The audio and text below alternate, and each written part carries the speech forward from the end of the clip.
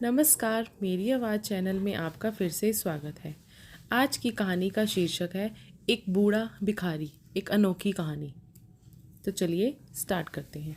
हर दिन एक भिखारी दरवाजे के पास आकर भीख मांगता था और घर का मालिक हमेशा घर के बाहर आते ही उसे देखकर फिर जाया करता।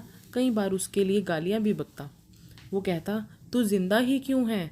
पूरी ज़िंदगी ऐसे ही भीख मांगेगा क्या? धरती का बोझ क्यों बना बैठा है? और कभी कभी उस भिखारी को गुस्से में वह धक्का भी मार दिया करता था। इतना कुछ हो जाने के बावजूद भिखारी के मुंह से यही निकलता कि भगवान तुम्हारे पाप को माफ़ करे। एक बार सेठ को धंधे में बहुत नुकसान होने की खबर मिली। सेठ बहुत परेशान था कि तभी उसके दरवाजे पर वही भिखारी आया। गुस्से में अपना आपा खोते हुए सेठ ने उस भिखारी को पत्थर दे मारा। पत्थर लगने के कारण भिखारी का सर फूट गया और उसके सर से खून बहने लगा। फिर भी दर्द से कराते हुए भिखारी ने इतना ही कहा, भगवान तुम्हारे पाप को माफ़ करे। भिखारी वहाँ से चला गया। सेठ सोच में पड़ गए। भिखारी को पत्थर मारा, फिर भी उसने सिर्फ प्रार्थना की। सेठ का गुस्सा शांत हुआ। सेठ का मन शांत हुआ। भिखारी का रहस्य जानने के लिए सेठ ने भिखारी का पीछा करना शुरू कर दिया। भिखारी जहाँ तहाँ जाता, सेठ उसके पीछे पीछे जाता। सेठ ने देखा कि कोई उसको खाना देता, कोई उसको मारता, कोई अपमानित करता तो कोई गाली देता। लोग भिखारी के साथ चाहे जैसा भी व्यवहार करते, लेकिन भिखारी सबके लिए एक ही प्रार्थना करता, भगवान तुम्हारे पाप माफ़ करे। अब रात होने को थी। भिखारी अपने घर जाने के लिए लौटा। वो अपने घर पहुंच गया, लेकिन सेठ अभी भी उसका पीछा कर रहा था। एक पुरानी टूटी हुई खटिया पर एक बूढ़ी औरत लेटी हुई थी। काफ़ी कमज़ोर और बीमार लग रही थी। वे भिखारी की पत्नी थी। अपने पति को वापस आता देख वे खाट से उठ खड़ी हुई। पत्नी ने अपने पति के भीख वाले कटोरे में देखा, उसमें सिर्फ आधी रोटी थी। उसे देखकर वह बोली, आज बस इतना ही मिला? और हाँ, उसके सिर से खून निकला रहा था। वह चोट कैसे लगी? भिखारी बोला, आज बस इतना ही मिला, किसी ने कुछ दिया ही नहीं। सबने गालियाँ दी और एक पत्थर भी फेंक दिया, इसलिए मेरा सर फट गया। एक गहरी ठंडी सांस लेकर बूढ़ा भिखारी फिर से बोला, यह मेरे ही पापों का फल है। तुम्हें याद है कुछ सालों पहले हम कितने अमीर थे?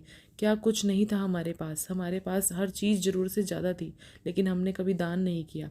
उससे भी बुरा हमने उस अंधे भिखारी के साथ किया जो हमारे द्वार पर भीख मांगने आया करता था। बूढ़ी पत्नी की आंखों में आंसू आ गए। बोली, हाँ, हम उस बेचारे अंधे के साथ बहुत बुरा करते थे। उसका अपमान किया करते थे, उसे खाने के लिए कागज़ दिया करते थे, कभी कभी मारा भी करते थे। मैंने कभी उसको रास्ता नहीं दिखाया। एक बार मैंने उसके मुंह पर मिट्टी भी फेंकी थी और वह हमेशा दुखी होकर यही कहता कि भगवान तुम्हारे लिए ये की सज़ा देगा, भगवान तुम्हारे पापों की सज़ा जरूर देगा। और उसका श्राप सच हुआ और हम उस दुख भरी जिंदगी में आ गए। भिखारी बोला, हाँ, उसका श्राप सच हुआ, इसलिए किसी को बद्दुआ नहीं देता। चाहे कोई मेरे साथ कैसा भी बर्ताव करे, मैं हमेशा उसके लिए प्रार्थना करता हूँ।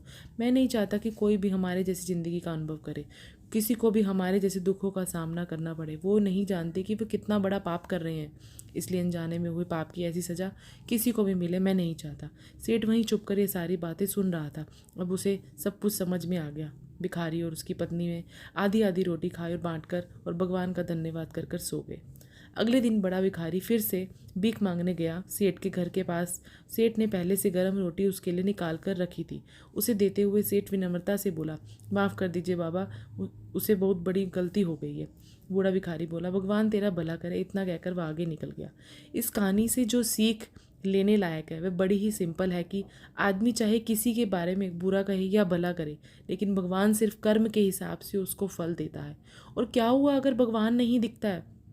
लेकिन यह बात बिल्कुल सच है, उसके खाते में सबका हिसाब बहुत बहुत पक्का होता है। इसलिए जब किसी के लिए कुछ भी करो तो अच्छा ही करो।